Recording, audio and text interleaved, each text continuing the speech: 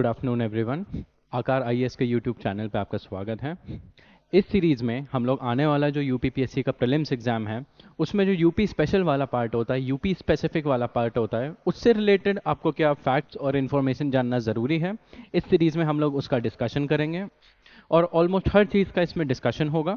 आज डिस्कशन है उत्तर प्रदेश में इंपॉर्टेंट हिस्टोरिकल प्लेसेस एंड ये सीरीज़ है उत्तर प्रदेश यूपीपीएससी स्पेशल। इसका काम आपका आने वाले मेंस में भी हो सकता है क्योंकि जो सिलेबस चेंज हुआ है पेपर 5 और 6 उसके पर्सपेक्टिव में भी है, आप इसे पढ़ सकते हैं और ये आपके फ़ायदे में आ सकता है। चलिए फिर शुरू करते हैं। तो उत्तर प्रदेश में काफ़ी सारी ऐसी जगह हैं जो स्टैंड आउट करती हैं, उनसे एसोसिएटेड कोई ना कोई एक स्पेशल चीज़ होती है, कोई ना कोई एक हिस्टोरिकल फैक्ट उनसे रिलेटेड जुड़ा होता है, हिस्टोरिकल इवेंट उनसे जुड़ा होता है और अक्सर ये चीज़ें एग्जाम में पूछी जाती हैं। आपको अक्सर एक हिस्टोरिकल प्लेस दे देंगे और दूसरे कॉलम में अलग अलग इवेंट्स दे देंगे, आपको मैच करने को बोला जाएगा। आपको एक स्टेटमेंट दिया जाएगा कि इस जगह पे ये वाला इवेंट हुआ था इस साल में, और आपको नीचे ऑप्शन में चूज करना होगा कि ये स्टेटमेंट सही है कि नहीं सही है।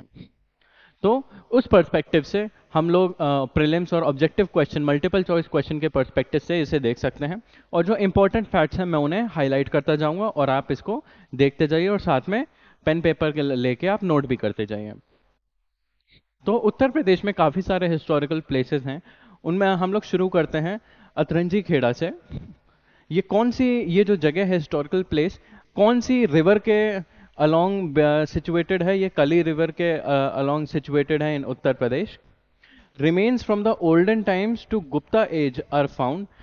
तो यहाँ पे जो प्री हिस्टोरिक टाइम है और उसके आगे गुप्ता पीरियड जो है वहाँ तक के रिमेन्स यहाँ पे पाए गए हैं।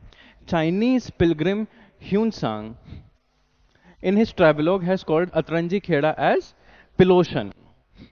तो आपको एग्जाम में पूछा जा सकता है कि पिलोशन क्या है और नीचे उनमें से एक सही आंसर होगा एक हिस्टोरिकल प्लेस है, कोई प्लेस जो कि इस रिवर के अलोंग एसोसिएटेड है या फिर ह्यूनसांग से रिलेटेड एसोसिएटेड है। तो ये remains show that around 10 BC there was use of iron, paddy cultivation, fire pit and cattle bones. This is accepted to be associated with post Vedic era।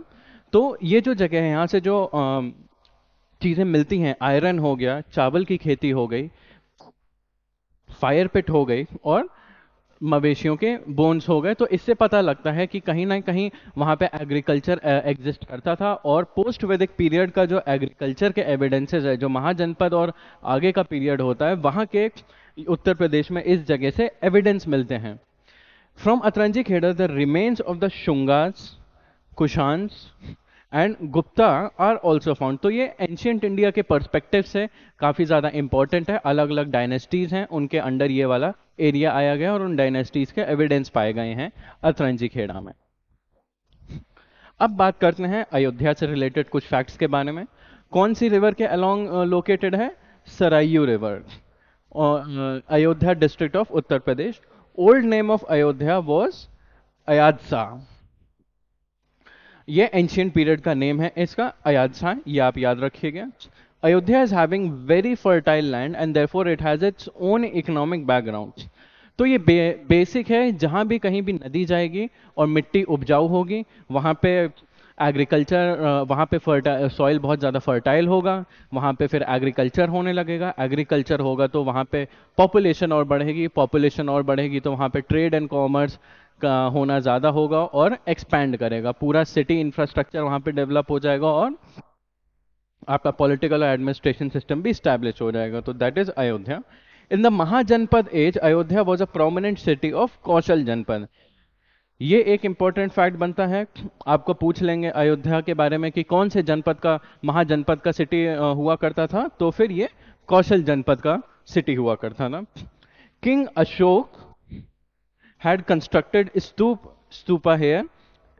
As per Buddhist tradition, in Jain literature, it is indicated that 5 Tirthankars were born in Ayodhya and one of them was Adinath. तो Buddhism से भी ये associated है, Hinduism से ही नहीं।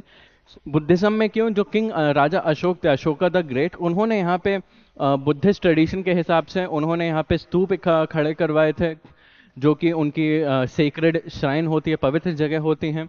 और ऐसा भी कहा जाता है कि जो 5 तीर्थंकर हैं वो भी यहाँ पे, उनका भी यहाँ पे बर्थ हुआ है। जो जैन में 24 तीर्थंकर होते हैं, उनमें से जो आदिनाथ तीर्थंकर थे उनका यहाँ पे जन्म हुआ था। ह्यून सांग mention several Buddhist temples in Ayodhya, तो ये वाला अयोध्या का मेंशन ह्यून सांग भी करते हैं। उसके बाद आता है अहिचित्र होता है। This place is identified with the present Ramnagar district in Bareilly. तो अहिचित्र है इस डिस्ट्रिक्ट में आता है, और डिस्ट्रिक्ट उसके बाद it is considered to be the capital of northern Panchal in Janapada age. तो जो महाजनपद होता था पांचाल, उसका कैपिटल हुआ करता था। और यहाँ भी अशोक ने स्तूप कंस्ट्रक्ट करवाए थे। तो ये बुद्धिज्म के पर्सपेक्टिव से भी इंपॉर्टेंट जगह हो जाती है। और महाजनपद वाला जो एज है, महाजनपद जो आपका पोस्ट लेटर वैदिक वाला जो टाइम आता है, उसमें ये इंपॉर्टेंट प्लेस होती है। अब देखते हैं Alamgirpur. This place is located कहाँ पे? Meerut. Excavation at Alamgir have given such remains which indicate that here was an eastern extension of सिंधा। मतलब जो आलमगीरपुर जो जगह है वो हड़प्पन सिविलाइजेशन के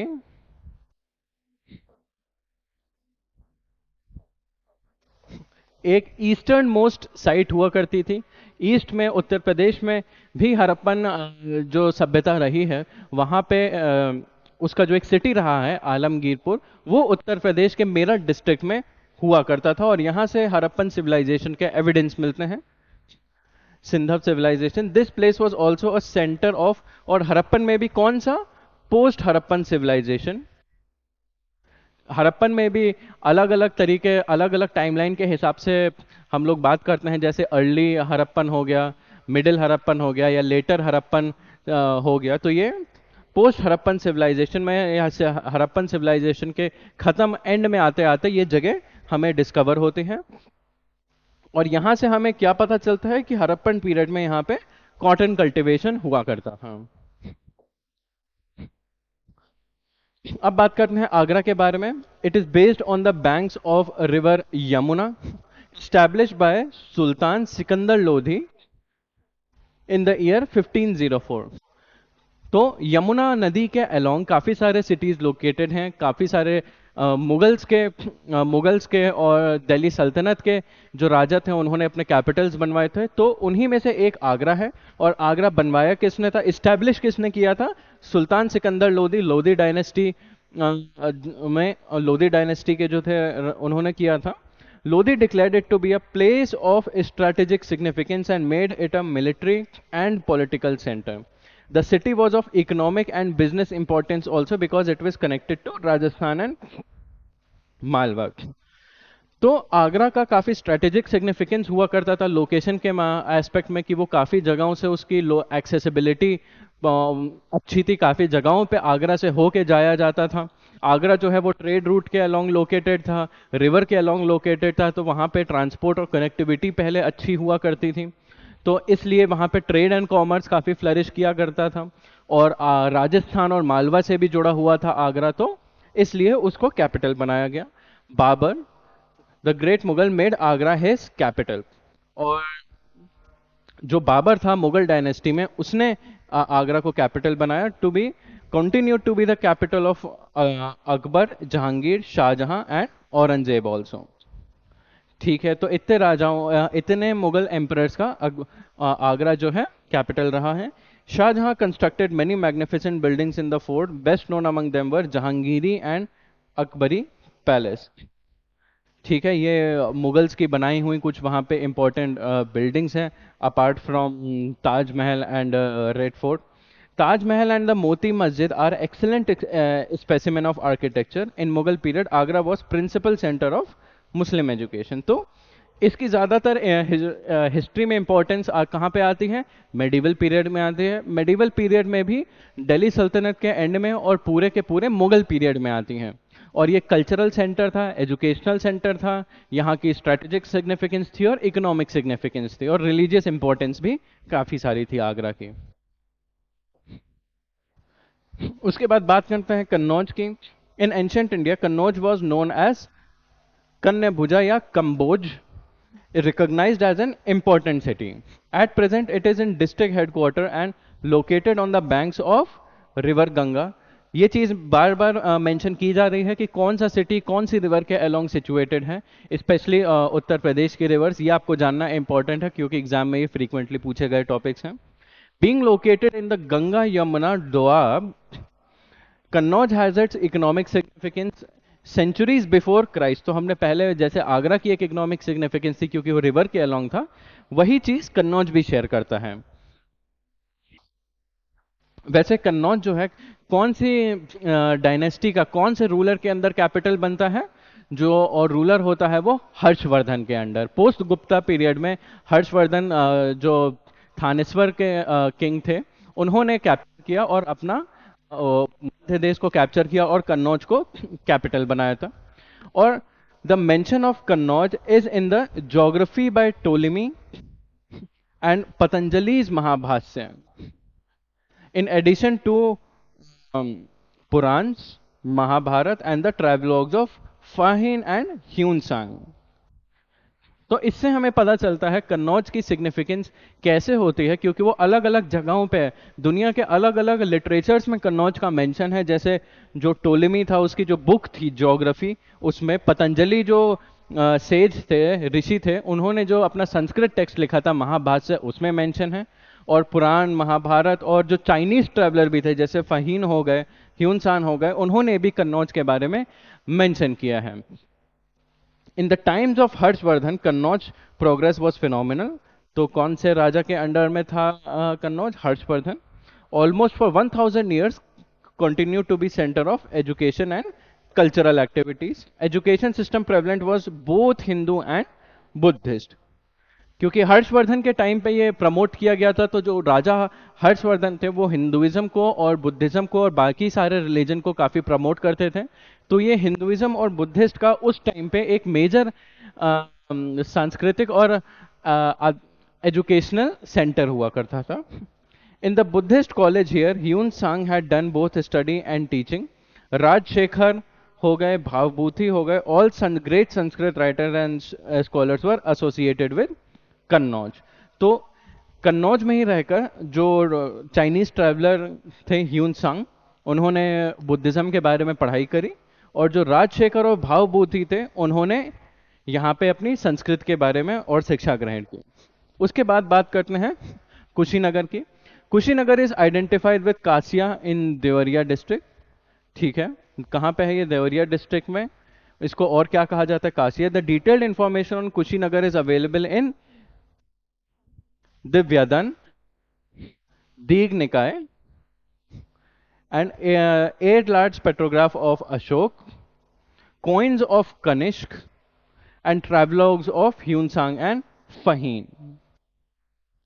तो कुशीनगर जो है एक बहुत इंपॉर्टेंट बुद्धिस्ट साइट है, और इसका जो डिटेल्स हैं कहाँ कहाँ पे हमें मिलते हैं, ये जो बुद्धिस्ट टेक्स्ट हैं, दिव्यवादन हो गया, आपका दीग निकाय हो गया, दीग निकाय जिसमें आपके महाजनपद का भी रेफरेंस आता है, और अशोका के जो इंस्क्रिप्शन है, पिलर्स हैं, उनमें भी कुशीनगर का मेंशन है। जो आपके कुषाण डायनेस्टी का राजा होता है कनिष्क, उसकी भी वहाँ उसके भी कॉइन्स पाए गए हैं, गोल्ड कॉइन्स वहाँ पे पाए गए हैं कुशीनगर में, और फाहिन और ह्यूनसांग ने भी मेंशन किया है। Was the capital of Malla republic. Malla क्या था? महाजनपद।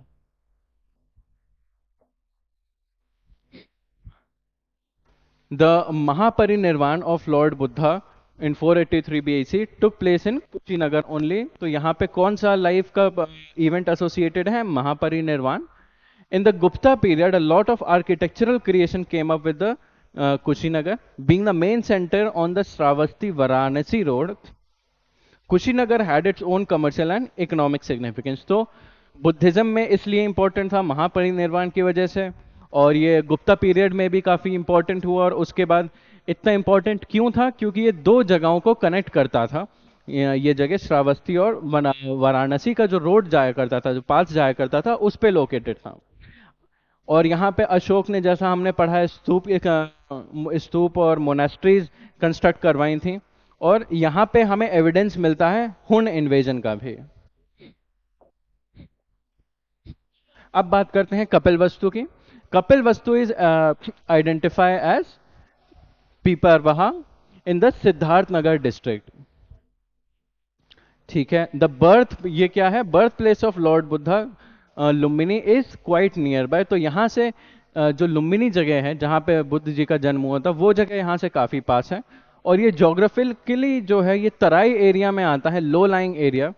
तो तराई एरिया मतलब एक मार्शी एरिया होता है, एक दलदल टाइप का एरिया होता है, जहाँ पे मतलब रिवर्स जब आती हैं री इमर्ज करती हैं, तो वो तराई एरिया होता है। काफी वेट एरिया होता है, सॉइल यहाँ पे काफी वेट होता है, काफी फर्टाइल सॉइल होता है यहाँ का। A lot of understanding about Kapilvastu is available in Pali and Sanskrit books and archaeological remains. तो यहाँ पे जो बुद्धिस्ट टेक्स्ट हैं जो कि पाली में लिखे जाते थे, और हिंदू टेक्स्ट हैं जो संस्कृत में लिखे जाते थे, उनमें इंफॉर्मेशन अवेलेबल है। Kapilavastu is associated with the एडोब of Kapil Rishi. In the Buddhist period it was capital of the Shakya republic. Ashoka had undertaken journey to Kapilavastu. तो यहाँ पे कपिलवस्तु नाम क्यों पड़ा है इसका, क्योंकि यहाँ पे कपिल ऋषि रहते थे। और कौन से रिपब्लिक का कैपिटल था, ये शाक्य रिपब्लिक का कैपिटल था। एक्सकवेशन है provided coins of Kushans according to the Mahavastu. Mahavastu और महावस्तु जो है ये आपका एक बुद्धिस्ट टेक्स्ट होता है, याद रखिएगा। महावस्तु में इसका मेंशन है। A lot of architectural artistic creation were formed in Kapilavastu. अब बात करते हैं कौशाम्बी की। तो कौशाम्बी को हम कौशम विलेज जो कि प्रयागराज के पास है उससे आइडेंटिफाई करते हैं। और कौन सी नदी के अलोंग, यमुना रिवर के अलोंग ये है। अब प्रेजेंटली ये अभी एक डिस्ट्रिक्ट है। जैन हो गए, बुद्धिस्ट हो गए, लिटरेचर और archaeological evidence through flood light on Kaushambi. तो ये बेसिकली आपका जैनिज्म और बुद्धिज्म से एसोसिएटेड ये साइट है। Travelogues of the Fahin and Hyunsang contain a good detail of Kaushambi. In the Mahajanpad age, Kaushambi was the capital of Vas Mahajanpad. Actually, Vas नहीं है ये है आपका वत्स महाजनपद।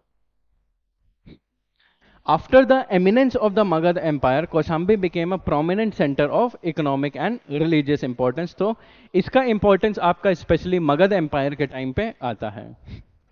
अब अगला आता है कालिन, ये असल में जे है, कालिंजेर।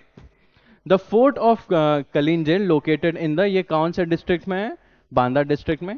और इसका इंपॉर्टेंस आता है प्री मेडिवल पीरियड में, मतलब जो लेट एंशियंट पीरियड है, गुप्ता पीरियड के बाद या हर्षवर्धन वाले पीरियड के बाद, उसमें इसका इंपॉर्टेंस है।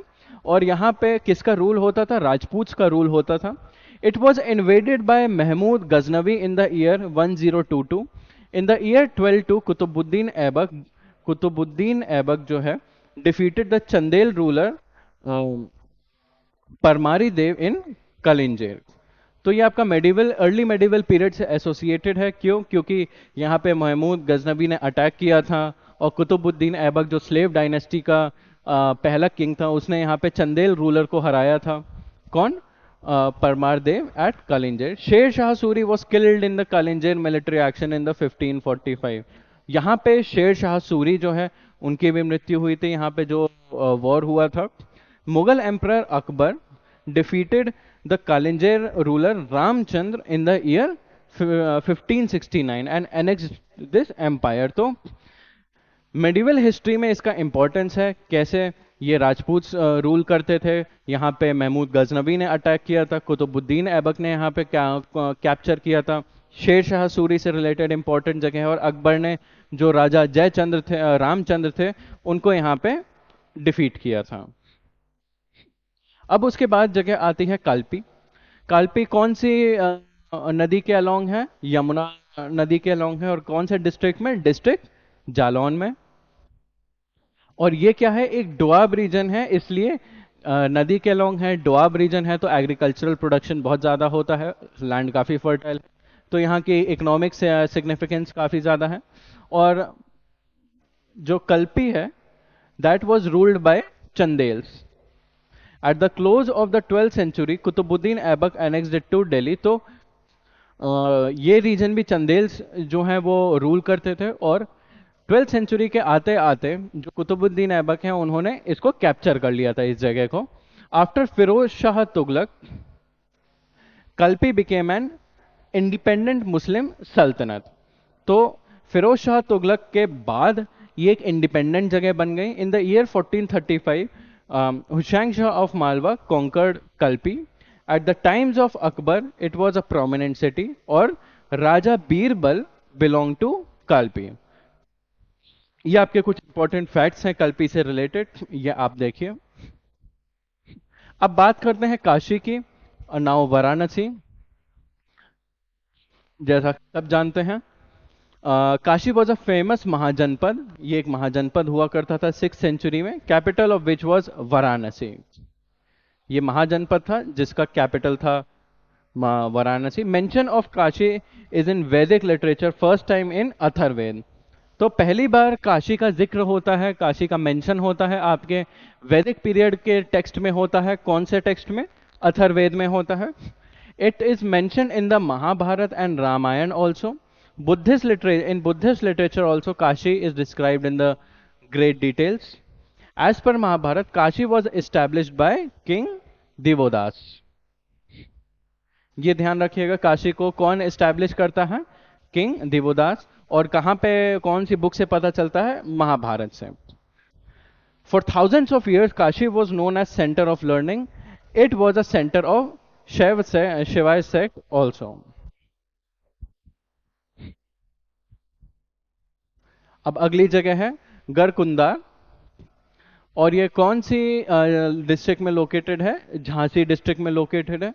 और ये मेडिवल पीरियड में इसकी सिग्निफिकेंस ज़्यादा है। और प्री मेडिवल पीरियड में this historical place was ruled by Paramars. Pre medieval जो पीरियड है, शुरुआत का जो मेडिवल पीरियड है, या फिर जो हर्षवर्धन के बाद का जो पीरियड है, तब ये जो है परमार डायनेस्टी रूल करती थी यहाँ पे। और उसके बाद यहाँ पे रूल होता है चंदेल डायनेस्टी का। Prithviraj defeated the Chandels and took the range of power in this place, Garhkundar. और यहाँ पे ये एरिया बाद में पृथ्वीराज चौहान के अंडर आता था। At the time of sultan Balban, Garhkundar was in possession of Bundelas. ये इंपॉर्टेंट फैक्ट्स हैं इस जगह से रिलेटेड। अब बात आती है चुनार की। The historical centre is located in the hills of the Vindhyas on the banks of river Ganga. तो चुनार जो जगह है यह आपका बनारस और मिर्जापुर के पास में पड़ती है जगह। यहाँ पे विंध्या के अलोंग ये लोकेटेड है। तो इसका ये मतलब हुआ कि यहाँ पे लाइम स्टोन्स काफ़ी ज़्यादा प्रेजेंट हैं। इससे रिलेटेड एक और इम्पोर्टेंस है कि जो अशोकन पिलर्स होते हैं, जितने भी अशोकन पिलर्स बने हैं वो चुनार के ही स्टोन से बनाए गए हैं। मेडिवल टाइम्स में Chunar had a strategic importance. In the 14th century Chandels ruled Chunar. तो ये इसकी स्ट्रेटेजिक सिग्निफिकेंस थी, ये रिवर के अलोंग था, यहाँ पे ट्रांसपोर्टेशन काफ़ी अच्छी थी, यहाँ पे एक्सेसिबिलिटी दूसरी जगहों से रिलेटेड अच्छी थी। बाबर टुक चुनार इन हिज पोजेशन। तो सबसे पहले ये चंदेल्स के अंडर आता है, उसके बाद ये बाबर के अंडर आता है। अब बात करते हैं जौनपुर के बारे में। It is a district headquarter based on the banks of the Gomti river के अलोंग होता है ये। जौनपुर वॉज एस्टैब्लिश्ड बाय, कौन इसको एस्टैब्लिश करता है? फिरोज शाह तुगलक। कौन से ईयर में? 1358 में। इन द ईयर 1492 ईयर जो होता है, सिकंदर लोधी जो है ये जौनपुर को अपनी पोजेशन में कर लेता है and made it a part of Delhi Sultanate. तो ये पहले तुगलक डायनेस्टी में आता है, और उसके बाद ये लोधी डायनेस्टी के टाइम उसमें दिल्ली सल्तनत में आ जाता है। वो known for its cultural activity and architecture. अब बात करते हैं हम लोग झांसी की।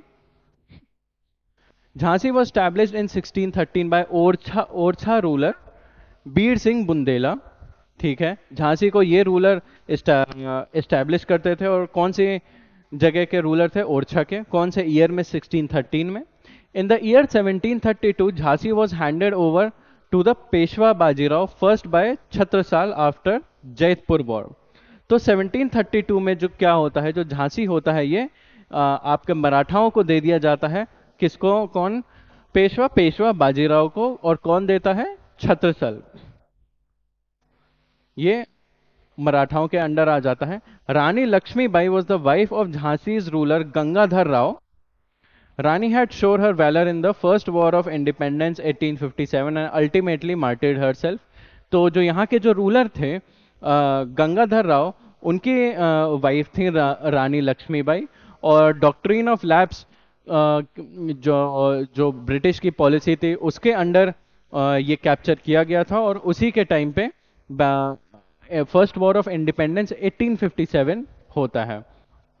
देर are historical buildings like palace of the Rani, Mahadev temple and Mehndi Bagh in Jhansi. वहां पे ये इंपॉर्टेंट जगह हैं। अगला आता है प्रयागराज। इसकी क्या हिस्टोरिकल सिग्निफिकेंस है? It is located at the confluence of Ganga and Yamuna. ये फैक्ट सभी लोग जानते होंगे। From the period of the Gupta era the religious and political significance of the city enhanced manifold. After the fall of the Gupta period Harshavardhan, Gurjara Pratihara, Chandel, Ghanwal ruled Prayagraj. तो आपका जो ancient period होता है, गुप्ता पीरियड से यहाँ की सिग्निफिकेंस शुरू होती है और उसके बाद यहाँ पे सिग्निफिकेंस बनी रहती है हर्षवर्धन के टाइम पे भी। और आगे की डायनेस्टीज यहाँ की स्ट्रेटेजिक सिग्निफिकेंस को आइडेंटिफाई करके कैप्चर करती हैं, जैसे गुर्जार प्रतिहार हो गए, चंदेल हो गए, घनवाल हो गया। अकबर, उसके बाद अकबर पे आते हैं। Re established Prayagraj and named it Allahabad actually. उसके बाद because of religious importance of the city it is called Tirthraj. और स्पेशली ड्यूरिंग कुंभ, यहां पे कुंभ भी होता है। कालिदास हो गए, कल्हान हो गए, अल बरूनी हैं, इन्होंने अपने अलग अलग लिटरेचर में यहाँ का रिलीजियस और कल्चरल सिग्निफिकेंस है उसको मेंशन किया है। अब बात करते हैं मथुरा की। ये एक डिस्ट्रिक्ट हेडक्वार्टर है। Historical significance in different period. जो मथुरा है महाजनपद पीरियड के टाइम पे it was a capital of Shurasena mahajanapada. और मथुरा जो है ये एक इंपॉर्टेंट सिटी रहा था किसके टाइम पे? जो कुशान्स थे उनका कैपिटल हुआ करता था मथुरा। कुशान होते थे 1 AD से लेके आपके 3 AD तक।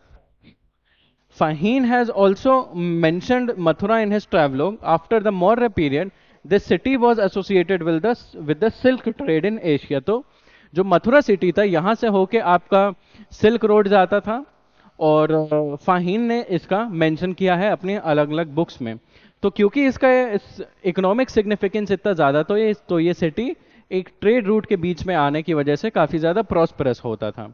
Considered to be the birth place of lord Krishna, Mathura city was a central place for Shwetambar Jains. तो ये जो श्वेतांबर सेक्ट होता है जैन का, दिगंबर होते हैं, श्वेतांबर होते हैं, जो श्वेतांबर जैन होते हैं उनका ये सेंट्रल प्लेस माना जाता है। उसके अलावा जो बुद्धिस्ट आइडियोलॉजी है, जो श्रावस्तीवाद है, वो वहां से यहाँ से शुरू होता है। और यहीं पे आपकी मथुरा स्कूल ऑफ आर्ट होता है, जो स्कल्पचर का स्कल्पचरिंग वाला जो स्कूल होता है, एक आइडिया होता है, वो यहाँ पे इस्टेब्लिश होता है। The city situated on the banks of river Yamuna के अलोंग लोकेटेड होता है, was the centre of brisk activity. और यहाँ पे ईयर 1028 में महमूद गजनवी यहाँ पे अटैक करता है और इसको प्लंडर करता है। अब बात करते हैं मेरठ की। तो मेरठ भी आपका एंशियंट टाइम से इंपॉर्टेंट है और मॉडर्न टाइम में भी इंपॉर्टेंट है। 1857 वाली जो बात करें तो यहाँ पे जो राजपूत सरदार हरदूत है कंस्ट्रक्टेड अ फोर्ट हियर। जो फोर्ट है यहाँ पे ये इन्होंने कंस्ट्रक्ट करवाया है राजपूत सरदार हरदूत ने। 12वीं सेंचुरी में Qutbuddin Aibak made Meerut a part of the Delhi Sultanate. तो 12th सेंचुरी में इसको दिल्ली सल्तनत का पार्ट कुतुबुद्दीन ऐबक बनाता है। और फिरोज शाह तुगलक जो है, यहां से अशोक पिलर जो है उसे यहां से हटा के दिल्ली में स्टैब्लिश कर देते हैं। ये आप ध्यान रखिएगा कि जो वहां पे पिलर है, अशोकन पिलर आपका दिल्ली में, वो असल में मेरठ में था पहले। First explosion of the great revolution of 1857 took place in Meerut only on 10th मई 1857। ये इंपॉर्टेंट फैक्ट है। 1857 का जो रिवोल्ट है वो यहाँ से इस 10th मई से शुरू होता है। अब बात करते हैं हम राजघाट की। This is located in the Varanasi on the banks of the river Ganga. ठीक है। Archaeological evidences has been received from here indicating in historical places. यहाँ पे ट्रेड रिलेशन होता था सेंट्रल एशिया और ग्रीक रोमन वर्ल्ड के साथ। और इसका मेंशन पतंजलि भी करते हैं अपनी बुक महाभाष्य में कि यहाँ पे एक सिल्क इंडस्ट्री हुआ करती थी। यहाँ का मेंशन ह्यूनसांग भी करते हैं कि यहाँ के ट्रेड रिलेशन होते थे। और ये पीरियड, ये जो है जगह गुप्ता पीरियड में भी काफ़ी इंपॉर्टेंट हुआ करती थी। और इसका जो मेंशन है वो अल बरूनी भी मेंशन करते हैं अर्ली मेडिवल पीरियड में। उसके बाद बात करते हैं हम लखनऊ की। तो लखनऊ जो है कैपिटल है उत्तर प्रदेश का। कौन सी रिवर के अलोंग है ये? रिवर गोमती के अलोंग है ये। और जो लखनऊ का सिग्निफिकेंस बढ़ता है वो औरंगजेब के पीरियड के बाद में आता है, जो पोस्ट मुगल पीरियड होता है। पोस्ट मुगल पीरियड है when Subedar of Awadh Saadat Khan establish his independent power here. इसके बारे में हम लोग आगे वाले और लेक्चर्स में देखेंगे। जो ये वाला पूरा पार्ट है, in times of Nawab Asafuddaula the capital of Awadh shifted from Ayodhya to Lucknow. And there यहाँ पे अयोध्या असल में दिस इज फैजाबाद। ठीक है। तो कौन से वाले नवाब के टाइम पे शिफ्ट होता है? आसफुद्दौला के टाइम पे शिफ्ट होता है कैपिटल फैजाबाद से लखनऊ में। और there after till the time of Wajid Ali Shah Lucknow जो है अपना कैपिटल बना रहता है और यहाँ पे कल्चरल सेंटर बना रहता है। और यहाँ पे काफ़ी सारे अच्छे मॉन्यूमेंट्स हैं, बड़े मॉन्यूमेंट्स हैं, जैसे छोटा इमाम बाड़ा, बड़ा इमाम बाड़ा, भूल भुलैया, छत्र मंजिल, और अलग अलग आपके मॉस्क हैं, मजोलियम हैं। It was a centre of, और यहाँ पे कौन एक इम्पॉर्टेंट क्लासिकल डांस फॉर्म है कथक है, वो कहाँ से शुरू होता है? लखनऊ से ही शुरू होता है। वाजिद अली शाह के टाइम से शुरू होता है। और यहीं पे ही जो ग्रेट वॉर ऑफ 1857 के जो फाइटर हैं बेगम हजरत महल, वो भी यहीं से हैं और उनका भी काफ़ी कंट्रीब्यूशन लखनऊ में है। आपने अक्सर सुना होगा बेगम हजरत महल वाला जो पार्क है या फिर रेजिडेंसी है, वो पूरा इस इवेंट से 1857 से एसोसिएटेड है। और ये जो शिया सेक्ट है उसका सेंटर होता है। In the first decade of 21st century initiatives were taken to glorify Lucknow. और आज के रिसेंट समय में काफ़ी सारे इनिशिएटिव्स लिए गए हैं कि लखनऊ को और अच्छा करा जाए। तो ये प्रोमिनेंट इंपॉर्टेंट प्लेसेस रही हैं, लखनऊ की हिस्टोरिकल प्लेसेस रही हैं। इन चीज़ों को, इन फैक्ट्स को आप ध्यान में रखिएगा, इनको एक बार नोट कर लीजिए और रिवाइज करने के लिए वीडियो को आप फिर से देख लीजिए। अगर आपको कोई डाउट है तो आप नीचे कमेंट बॉक्स में करके पूछ सकते हैं और आपको उसका आंसर मिल जाएगा। Thank you.